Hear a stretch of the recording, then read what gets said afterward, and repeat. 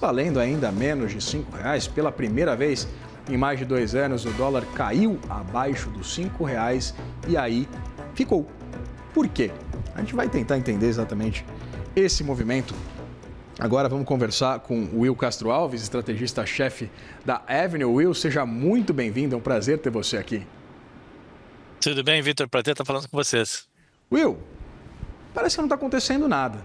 Temos apenas uma guerra no Oriente Médio, um cenário de juros elevadíssimo mundo afora. O que explica esse otimismo e o Bovespa batendo recorde? Mas eu queria falar sobre o mercado de câmbio. A gente, nesse cenário de incerteza, sempre viu o investidor correr para o dólar, correr para os treasuries. O que tem de diferente agora? Boa, Vitor, verdade. Realmente um cenário diferente, né? Parece que aquele playbook de guerra agora está sendo deixado de lado. Ele fez preço no início, logo no início a gente viu até o dólar se valorizar, o índice dólar se valorizar. Contra o real, houve uma valorização mais leve. E aí eu acho que tem que separar, né, o que é o contexto global e o impacto no real especificamente. Em termos globais, eu diria que o que a gente está vendo é de novo, uma tomada de risco por parte do mercado, o mercado ficando menos avesso a risco, entendendo que cedo ou tarde você vai chegar num cessar-fogo e que este conflito, assim como foram outros conflitos no Oriente Médio, ele vai acabar. E ele deve acabar logo. Por que eu digo isso? Porque no início do conflito você não sabia, será que isso vai virar uma guerra do Golfo, onde todos os países vão estar se bombardeando um contra o outro e vai ser uma guerra generalizada? Teve entrada do Líbano, é verdade, mas meio que parou por aí, ainda que o Irã tenha atacado bases no Kuwait ou em outros lugares. O Iêmen parecia que ia entrar, não entrou, então ficou algo mais restrito a essa relação Estados Unidos, Israel e Irã, e não descambou para uma guerra do Golfo, uma entrada eventualmente de outros países ou repercussão em outros países, e isso gera leitura no mercado de que, junto com comentários de Donald Trump, eventualmente alguma aproximação para tentar um cessar-fogo. A gente tem o encontro marcado aí, o J.D. Vance indo, né, lá para o Paquistão, podendo ter alguma resolução nesse sentido, e aí tudo isso animou os mercados que vão buscar ativos de risco. Na busca por ativos de risco, eles encontram o real.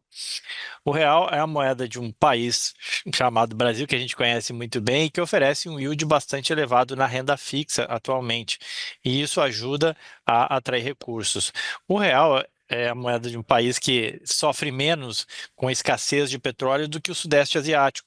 O Sudeste Asiático depende muito do petróleo que passa ali por Hormuz. Então, essa guerra impacta muito mais os países todos do Sudeste Asiático lá do que impacta o Brasil. E, na verdade, para o Brasil, o impacto net, como a gente fala, líquido, ele acaba sendo positivo. Você tem uma inflação que ela é relativamente controlada ou represada através dos preços de combustíveis, ela vai acontecendo em outros produtos, mas demora um pouco mais de tempo. Você não tem aquele impacto em energia. Pega outros emergentes, como Romênia, Hungria, Polônia e todos os do leste, do leste europeu, impacto em preço de energia é na veia. Aqui nos Estados Unidos é na veia também, o galão de gasolina fica mais caro, o aquecimento da casa fica mais caro lá no leste europeu. O Brasil não tem nada disso. Então, o Brasil não pega o ônus da inflação e pega ainda o bônus de ser exportador de petróleo, né? Então, acaba que isso ajuda, né, na nossa macroeconomia, na nossa fundamento da atividade econômica e até na questão fiscal, acaba que ajuda um preço de petróleo mais elevado. Então, o Brasil ele se sai muito bem, ele sai meio que se beneficia desse maior apetite a risco e de que este conflito, né, no net, no líquido, ele acaba sendo menos pior para o Brasil do que é para outros emergentes. E aí isso ajuda a explicar o que a gente está vendo aí da relação dólar-real, né? Pois é, né, Will? Eu tenho acompanhado e adorado acompanhar as discussões no X, o antigo Twitter, que apontam, né? O dólar está se desvalorizando frente ao real ou é o real que está ganhando frente ao dólar? Resumidamente, então, o que a gente pode constatar aqui para botar um fim nessa discussão? É o real que está se valorizando ou é o dólar que está perdendo preço, perdendo valor? Não, eu diria que você teve um pouco dos dois, né? Se você olhar desde o início de 2025, né? Ou seja, a gente acaba 2024 lá com o dólar mais de 6 para 1, 6 reais para 1 dólar, né? E de lá para cá teve uma realocação de capitais em nível global. o mundo com receio do Trump, com receio das políticas do Trump e as políticas erráticas dele, começa a reduzir um pouco a exposição aos Estados Unidos, e essa redução, ainda que marginal e tática, ela faz com que dinheiro vá para o Brasil. Então, dinheiro entrou no Brasil e ajudou ao real. Então, você teve uma desvalorização do dólar, sim. E você está tendo também, em consonância, uma valorização do real, muito por conta do yield alto, o valuation relativo de bolsa que estava muito barato. Então, isso tem ajudado o real. Agora, a ressalva que eu faço é que, para o investidor, muito cuidado, porque o fundamento da moeda brasileira está muito atrelado ao fundamento da economia brasileira, e esse não mudou substancialmente, né? Se a gente for ver, a gente ainda tem alguns problemas, né? Por exemplo, quando a gente pensa no nível da atividade econômica, crescimento econômico, ora, o governo já gasta demais para continuar incentivando a economia, sendo um agente que incentiva a economia, vai gastar ainda mais?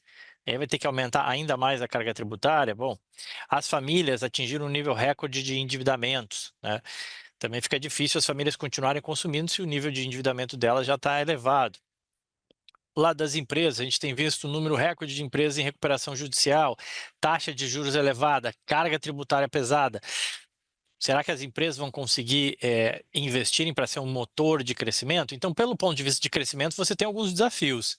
Você tem uma eleição lá na frente, que sempre representa um certo desafio, e no campo das contas públicas, né, a gente continua tendo um déficit nominal gigantesco. O juro alto, obviamente, que ele exacerba isso, né? Você tem um déficit primário, que é o déficit de quanto o governo gasta mais do que arrecada, e se soma isso também todo o dispêndio com juros, com juro muito elevado. Então, o déficit nominal é elevado e a trajetória de dívida PIB do Brasil não é das melhores. Então, esses fundamentos, eles não melhoraram, eles não mudaram a despeito do câmbio. Então, o câmbio é um movimento muito mais global, a meu ver, do que estrutural do Brasil, pelo menos por enquanto.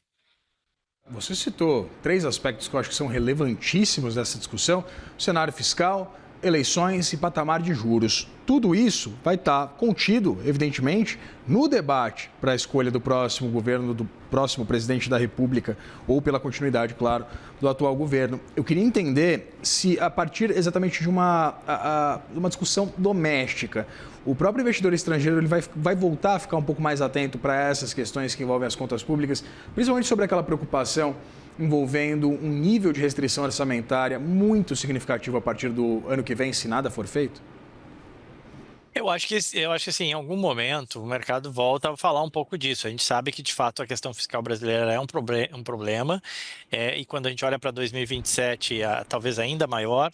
A gente teve a própria Tebet, né, secretária do governo, que comentou já isso, né? Ou seja, para 2027 você vai ter que rever arcabouço, você vai ter que rever todas as contas, porque as contas meio que não fecham, né? Então, e esse foi, vale lembrar, né, o cerne do problema lá em 2024. Quando a gente viu o dólar se valorizar. Então, por isso que eu acho que assim, para o investidor prestar atenção, né, esse patamar de 5, ele nos parece uma oportunidade, casa com um momento onde alguns ativos no mercado americano cederam, então você tem a oportunidade de comprar um dólar mais barato e ativos nos Estados Unidos também mais baratos, e montar parte da poupança em dólar, se protegendo aí de eventuais nuances que podem acontecer. Da mesma forma que você teve migração de recursos para fora dos Estados Unidos, buscando uma alocação global, e o Brasil se beneficiou, nada garante que amanhã ou depois, um movimento de trazer dinheiro, trazer recursos de volta para os Estados Unidos, que pode acontecer por N motivos, que isso não venha prejudicar, né, a moeda brasileira. Da mesma forma que ajudou, pode eventualmente prejudicar. São movimentos táticos, são movimentos conjunturais. O juro cai no Brasil, não é o cenário base agora, ou pelo menos é um cenário mais brando de quedas por conta da guerra, mas juros cedendo reduziria, né, esse yield aqui do Brasil e, consequentemente, também poderia ser um vetor. Então, assim, eu acho que para o investidor, a gente tem salientado, olha, você tem que aproveitar essa oportunidade. Eu respeito, obviamente, quem imagina que o dólar possa ceder ainda mais, mas eu acho que a gente tem alguns desafios aí, sob o ponto de vista econômico, da nossa macroeconomia, que podem fazer preço no câmbio, seja daqui a pouco ou, quem sabe, daqui a alguns meses ainda, né? Mas cedo ou tarde isso pode acontecer, então é melhor, às vezes, você estar 6 meses adiantado do que 5 minutos atrasado. E dado esse cenário, né, de diferencial de juros com os Estados Unidos, Will, eu queria entender, a partir de uma pressão inflacionária que a gente já tem percebido nos Estados Unidos, né, principalmente do preço de energia.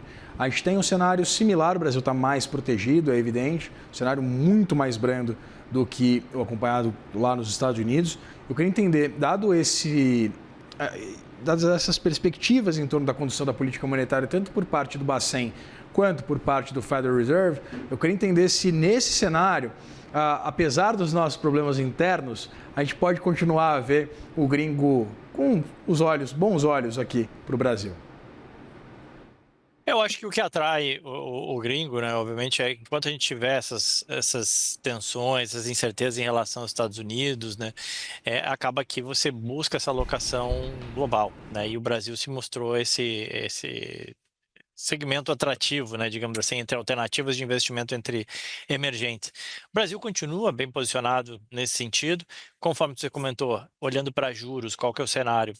Dificilmente a gente vai ter cortes de juros, porque aqui nos Estados Unidos o impacto é direto na bomba, né, no preço da gasolina, e o preço da gasolina passa para os alimentos e passa para outros produtos e serviços, e consequentemente aquele cenário de você ter eventualmente 2, 3 cortes de juros esse ano acabou, praticamente não existe mais ninguém que faça essa aposta.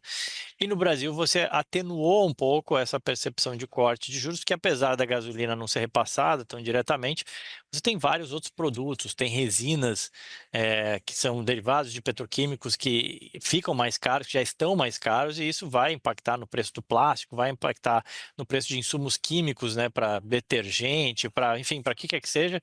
Então vai ter alguma inflação também no Brasil, e isso acaba pressionando um pouco para você não cortar tanto juros. Então, eu diria assim, em termos de juros, pelo menos para o Brasil, você continua com um yield elevado.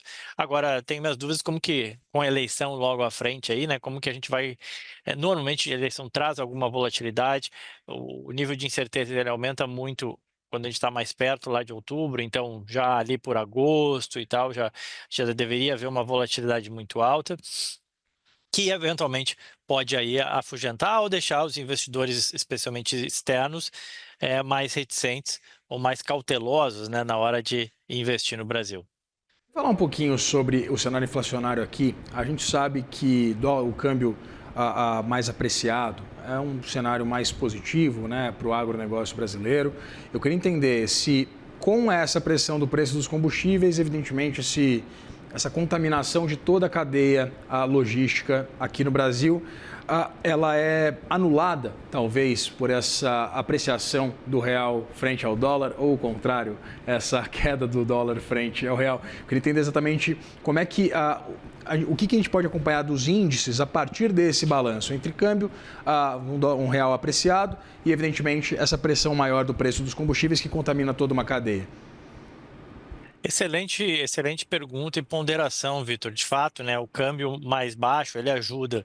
Tem um estudo da GV que a gente sempre fala, sempre cita com clientes, que mostra que 18%, pelo menos, do consumo do brasileiro, ele está ali muito diretamente impactado pelo câmbio, né? Quando eu falo diretamente, tem todo o indireto, ainda que você falou entrar na cadeia, né? Mas diretamente impactado pelo câmbio, então, obviamente, que com um câmbio mais baixo, né, facilita ou fica bom, né, para índice de inflação.